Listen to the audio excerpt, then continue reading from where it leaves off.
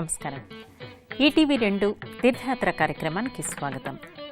దక్షిణ భారతదేశంలోని కర్ణాటక రాష్ట్రం ఎన్నో ఆలయాలకు మఠాలకు ఆలవాలం. ఇక్కడి శక్తి పీఠాలు శిల్పారామాలు జగత్ప్రసిద్ధం. కర్ణాటకలోని అమ్మవారి ఆలయాలలో శృంగేరి శారదాంబ, కొల్లూరు మూకాంబిక, బెంగుళూరు బనశంకరి, ఇంకా మహాలక్ష్మి, మహంకాళి, చాముండి, చౌడేశ్వరి, రేణుకాంబ ప్రసిద్ధ అమ్మవార్లుగా పేర్గాంచారు. వారిలో కొల్లూరులో కొలువై ఉన్న శ్రీ మూకాంబికాదేవిని ఈనాటి తీర్థయాత్రలో దర్శించుకుందాం.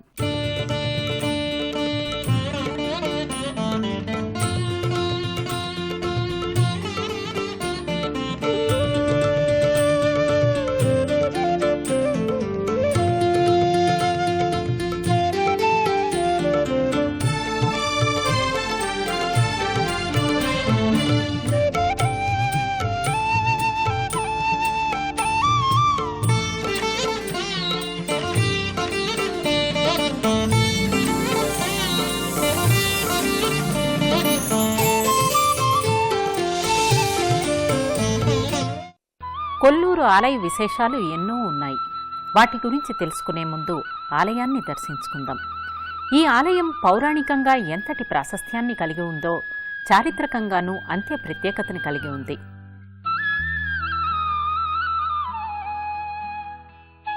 కర్ణాటక రాష్ట్రంలోని పడమటి కనుమల్లో సహ్యాద్రి పర్వత శ్రేణుల్లోని కొడచాద్రి కొండల్లో వెలసిన దైవం కొల్లూరు శ్రీ మూకాంబికాదేవి. కర్ణాటకలోని అన్ని ప్రాంతాల నుంచి ఇక్కడికి రవాణా సౌకర్యాలున్నాయి. రైలు మార్గంలో బెంగళూరు నుంచి మంగళూరు వరకు వస్తే అక్కడి నుంచి 3 గంటల ప్రయాణం. ఈ బస్సు ప్రయాణం ఎంతో ఆహ్లాదకరంగా ఉంటుంది. చుట్టూ కొండలు, లోయలు, పచ్చని చెట్లతో, చల్లని గాలితో స్వచ్ఛమైన వాతావరణం మధురానుభూతుల్ని కలిగిస్తుంది. ఉడిపి క్షేత్రాన్ని దర్శించుకున్న భక్తులు కూడా అక్కడి నుంచి కొల్లూరు సులభంగా చేరవచ్చు. ఉడిపి, మంగళూరుల నుంచి ప్యాకేజ్ టూర్లలో ఇక్కడికి చేరుకోవచ్చు. ఇక్కడ భక్తులకు అన్ని సౌకర్యాలు లభిస్తాయి. ఈ పుణ్య ప్రదేశం పరశురాముని సృష్టి. పరశురాముడు అన్ని రాజ్యాలపైన దండెత్తి రాచరిక నిర్మూలనకు లక్ష్యంగా జైత్రయాత్ర సాగించినప్పుడు ఇక్కడ రాజుని ఓడించి ఈ ప్రదేశాన్ని ఒక బ్రాహ్మణుడికి దానమిచ్చాడు. కోపశమనానంతరం పరశురాముడు ఇక్కడ తపస్సు చేయాలని నిర్ణయించుకుంటాడు. అంతటి పరశురాముడే అక్కడ ఉండగా తనని పట్టించుకునేవారుండరని భావించిన బ్రాహ్మణుడు ఈ స్థలం తనదని, అక్కడ చోటివ్వనని అన్నాడు. అప్పుడు సముద్రాన్ని ప్రార్థించగా ప్రత్యక్షమైన సముద్రుడు పరశురాముని పరశువును విసిరినంత దూరం వరకు భూమినివ్వగలనని విన్నవించుకున్నాడు. ఈ విధంగా పరశురాముడు సృష్టించిన పుణ్య ప్రదేశం కనుక పరశురామ సృష్టిగా పేర్కొంటారు. ఈ సహ్యాద్రి పర్వత శ్రేణుల్లోని కొంత భాగాన్ని పరశురామ సృష్టి అంటారు. అందులో 7 పుణ్యస్థలాలున్నాయి. ఆ 7 ప్రదేశాల్లోనూ 7 ఆలయాలున్నాయి. ఈ ఆలయాలను స్వయంగా పరశురాముడే నిర్మించాడని ప్రతీతి. వాటిలో మొదటి పరశురామ సృష్టిగా ఈ కొల్లూరు మూకాంబికాదేవి ఆలయాన్ని పేర్కొంటారు. పరశురామ సృష్టిగా పిలువబడే మిగిలిన క్షేత్రాలలో ఈశ్వరుడు, సుబ్రహ్మణ్యేశ్వరుడు, వినాయకుడు నెలకొని ఉంటారు. ఈ కొల్లూరులో మాత్రమే పార్వతీమాత వెలసింది. ఆ పార్వతీమాత అపరావతారమే మూకాంబిక. ఈ ఆలయ విశిష్టతల్లో ఒకటి, ఇక్కడి అమ్మవారు పద్మాసిని అయి శంఖు చక్రాల్ని ధరించి శ్రీయంత విలసినియే వెలసింది. అమ్మవారిని కొలిచే భక్తులు సౌపర్ణికా నదిలో స్నానం చేసి వస్తారు. అందులో ప్రవహించే నీరు ఎంత తీయగా ఉంటుందో అంతే ఆరోగ్యవంతమైనదిగా కూడా చెప్తారు. ఈ క్షేత్రం కొడచాద్రి కొండల్లో సౌపర్ణికా నదీ తీరంలో వెలసింది. సుపర్ణ అనే గరుడ పక్షి తపఫలంగా ఈ సౌపర్ణికా నది ఆవిర్భవించింది. అది ప్రవహించే దారిలో 64 ఓషధుల్ని తనలో కలుపుకుంటూ ముందుకు సాగుతుంది. అందుకే ఈ నదిలోని నీటి రుచి మధురంగా ఉంటుంది. ఈ సౌపర్ణికలో స్నానం చేసిన భక్తులు దైవ దర్శనానికి బయలుదేరుతారు. ఆలయ దర్శనానికి వస్తూ అమ్మవారి ధ్యానంలో నిమగ్నమై ఉంటారు. ఆలయ ప్రాంగణంలో అడుగు పెడితే చాలు మనసంతా ప్రశాంతమై భావోద్విగ్నమై పరవశించిపోతుంది.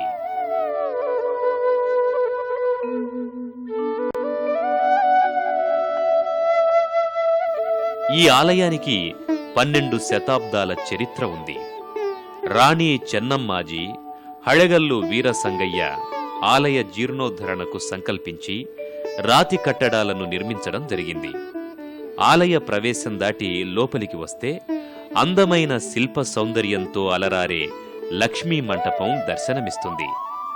ఈ మంటప స్తంభాల పైభాగాన దేవతల విగ్రహాలు కనిపిస్తాయి. గర్భగుడి ప్రవేశద్వారం పైన గణాధిపుని లీలలు చెక్కబడ్డాయి. లోపల అమ్మవారు కొలువై ఉన్నారు.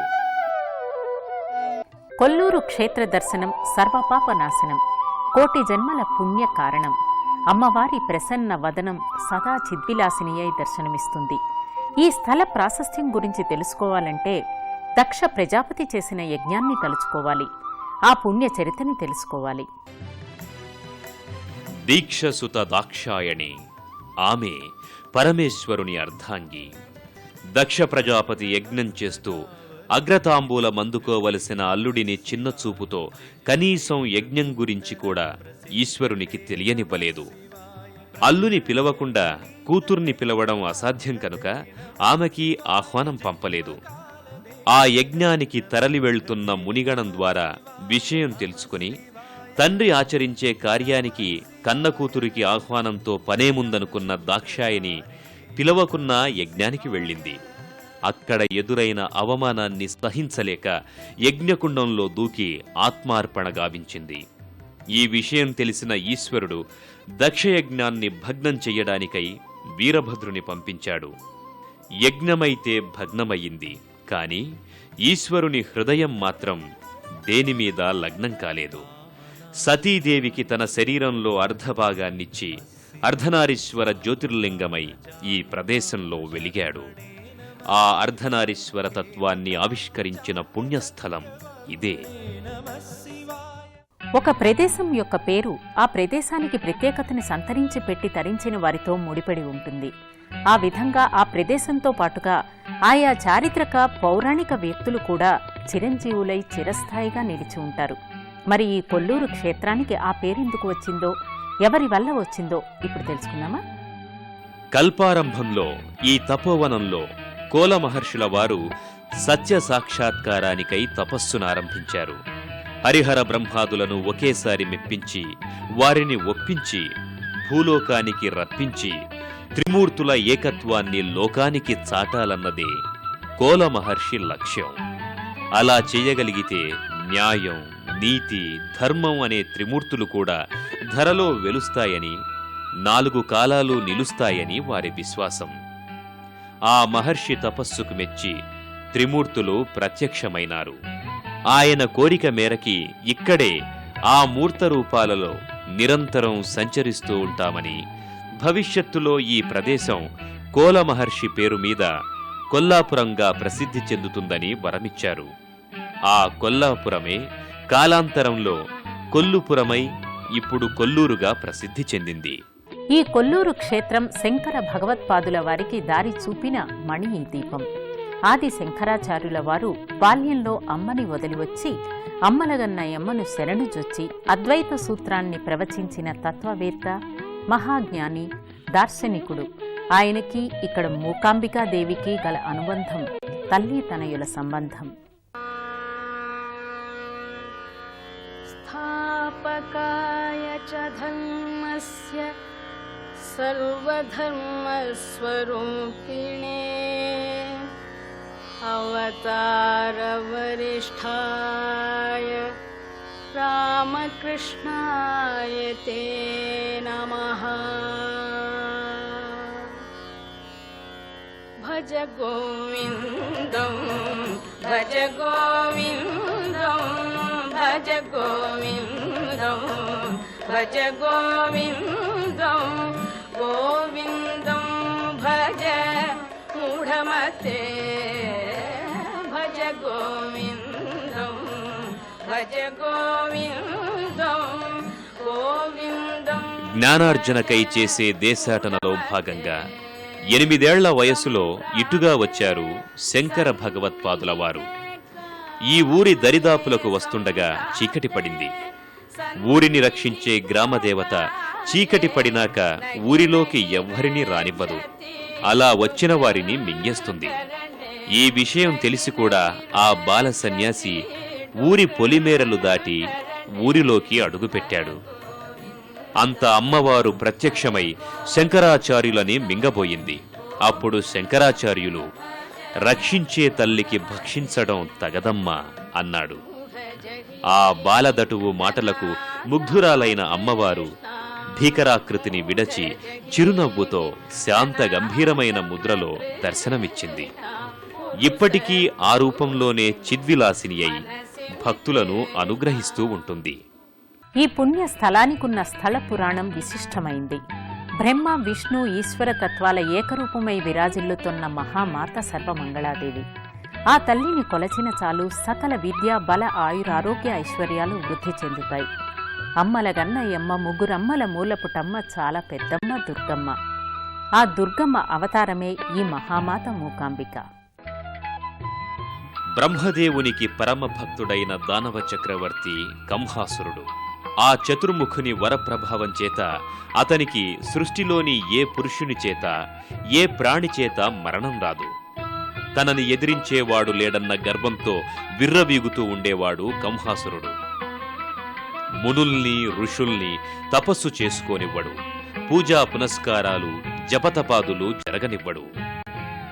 ఆ రాక్షసరాజు భార్య చంద్రప్రభ సర్వమంగళాదేవికి మహాభక్తురాలు.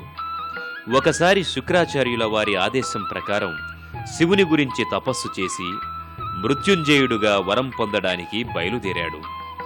శివుని వరం కోరబోయే సమయంలో అతని గొంతు నుంచి మాటలు రాకుండా మూగవానిగా చేసింది అమ్మవారు.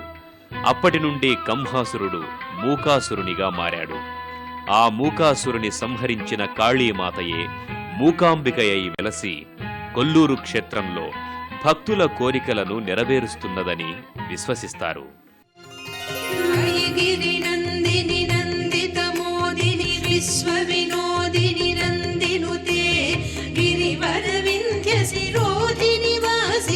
విష్ణు విలాసిని జిష్ణునుతే భగవతి హేసితి కంఠ కుటుంబిని భూరి కుటుంబిని భూరి కృతే జయ జయ హే మహిషాసురమర్దిని రమ్యకపర్దిని శైలసుతే. ఇక్కడ ఆలయంలోని మరో ప్రత్యేకత జ్యోతిర్లింగం. ఈ జ్యోతిర్లింగం హిందూ దేవాలయాల్లో మరెక్కడా కానరాని ప్రత్యేకతను కలిగి ఉంది. ఇటు సృష్టిలో లయకారకులు, అటు జ్ఞాన ధన ధైర్య దేవతలు చేరి భిన్నత్వాన్ని జయించి ఏకత్వాన్ని సాధించిన విశిష్టత ఈ జ్యోతిర్లింగంలో చూడవచ్చును. ఇక్కడి జ్యోతిర్లింగం విశిష్టమైనది. ఈ స్వయంభూలింగ ఆవిర్భావానికి కారకుడైనవాడు కోల మహర్షి. శాంతి స్థాపనకై సమకట్టిన ఈ మహర్షి కుడికాలి బొటనవేలిపై నిలిచి సంవత్సరాల తరబడి తదేక దీక్షతో తపస్సునాచరించగా త్రిమూర్తులు ప్రత్యక్షం కాగా వారిని అక్కడే నెలకొని సకల లోకాలను సమస్త సన్మంగళమై వర్ధిల్ల చేయవలసిందిగా వేడుకున్నాడు. అందుకే శ్రీచక్రంలోని బిందు రూపాన్నుండి ఈ జ్యోతిర్లింగం ఆవిర్భవించింది. కంహాసుర సంహారానంతరం దేవి శ్రీ మూకాంబిక అమ్మవారు కూడా ఇదే జ్యోతిర్లింగంలో లీనమైనారు. ఈ జ్యోతిర్లింగ దర్శనం సర్వపాపహరణం.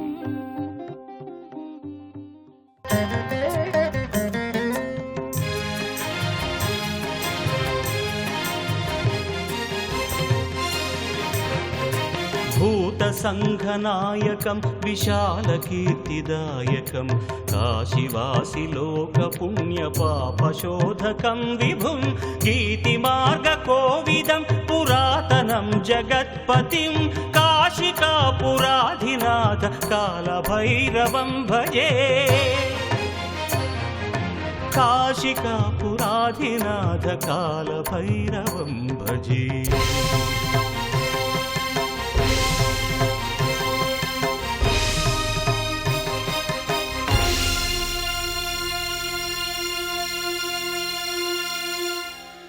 అమ్మవారి దసరా నవరాత్రోత్సవాలు రంగరంగ వైభవంగా కన్నుల పండుగలా జరుగుతాయి.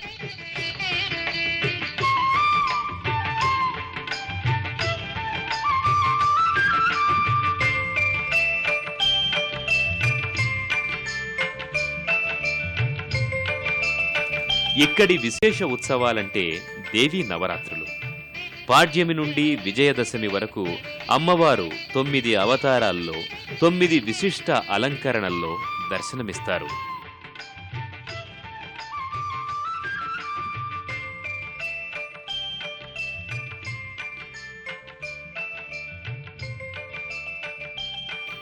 ముఖ్యంగా రథోత్సవం. ఈ రథోత్సవ సమయంలో అమ్మవారి ప్రసాదాన్ని అందుకోవడంతో జన్మ ధన్యమవుతుందని భక్తులు భావిస్తారు. చూడండి, ప్రసాదాన్ని పొందడానికి ఎంతగా ఆతృత చెందుతున్నారు, అమ్మవారి ఆశీస్సుల కోసం ఎంతగా పరితపిస్తున్నారు. ఆ తల్లి ఆశీస్సులు వారికి సర్వకాల సర్వావస్థల్లోనూ లభించి సుఖశాంతులతో విలసిల్లాలని మనము కోరుకుందాం.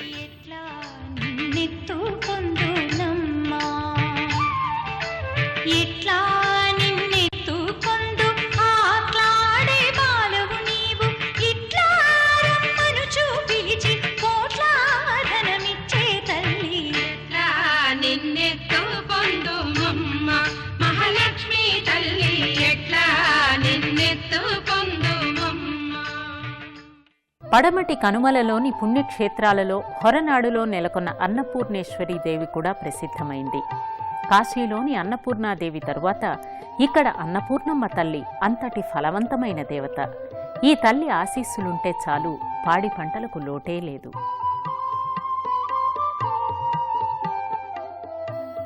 భిక్షాందేహి కృపావలంబనకరి మాతాన్నపూర్ణేశ్వరి అంటూ ఆ అన్నపూర్ణమ్మని ఆశ్రయించిన చాలు, పచ్చని పంట పొలాలతో ధాన్యం నిండిన గాదెలతో ఊళ్ళన్నీ పచ్చగా సుఖ సంతోషాలతో వర్ధిల్లుతాయి.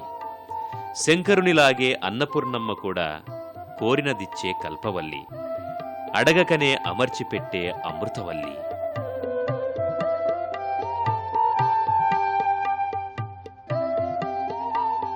అన్నపూర్ణే సదాపూర్ణే శంకర ప్రాణవల్లభే జ్ఞాన వైరాగ్య సిద్ధార్థ్యం భిక్షాం దేహీ చ పార్వతీ మాతా చ పార్వతీదేవి పితాదేవో మహేశ్వర. అవును, అందరికీ అమ్మ ఆ పార్వతీమాత, ఆ అన్నపూర్ణేశ్వరి. ఆ ఆది దంపతులైన శివపార్వతుల అండ ఉంటే చాలు, ఈ లోకం ఆనంద నిలయమే అవుతుంది. కర్ణాటక రాష్ట్రం పడమటి కనుమలలో నెలకొన్న 7 ముక్తిదాయకమైన పుణ్యక్షేత్రాలలో ఈ కొల్లూరు క్షేత్రం కూడా ఒకటి. మిగిలినవి ఉడిపి, కుక్కి సుబ్రహ్మణ్యేశ్వరుడు, కుంభసి, కోడచేశ్వర, శంకర నారాయణ, గోకర్ణాలు. అలాంటి ముక్తిని ప్రసాదించే అమ్మవారి దర్శనం చేసుకున్నాం. ఆ తల్లి అందరికీ ఆయురారోగ్య ఐశ్వర్యాల్ని ప్రసాదించాలని వేడుకుంటూ